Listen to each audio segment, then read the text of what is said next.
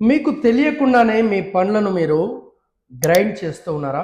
దీనిని మనం బ్రక్సిజం అంటూ ఉంటాం. ఇది సాధారణంగా నిద్రలో జరుగుతూ ఉంటుంది. గుర్తుంచుకోవాల్సిన అంశాలు ఏంటంటే, నిద్ర నుంచి లేవగానే దవడ నొప్పిగా ఉండడం, పండ్లు అరిగిపోతూ ఉండడం, పండ్లు సెన్సిటివ్గా ఉండడం, మీరు మీ నోటిని ఓపెన్ చేసినప్పుడు టీఎంజేలో క్లికింగ్ సౌండ్ క్లక్ అని వినబడుతూ ఉండడం మనము చూస్తూ ఉంటాం.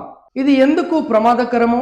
మన యొక్క దవడ క్లికింగ్ సౌండ్తో అరిగిపోతూ ఉండడం, పండ్లు అరిగిపోతూ ఉండడం, మీ యొక్క ఫేస్ ఆకారం మారడం, ఇవన్నీ మనము బ్రక్సిజం కేసెస్లో చూస్తూ ఉంటాం. మరి దీన్ని ఏ విధంగా మనం పరిష్కరించుకోవాలి? స్ట్రెస్ అంటే ఒత్తిడిని తగ్గించుకోవడం, కాఫీని ఎక్కువగా తాగకుండా ఉండడం, మరి క్లికింగ్ సౌండ్ లేదా నొప్పి సెన్సిటివిటీ వచ్చినప్పుడు మీ దగ్గరలో ఉన్న డెంటిస్ట్ని మీరు కలవడం.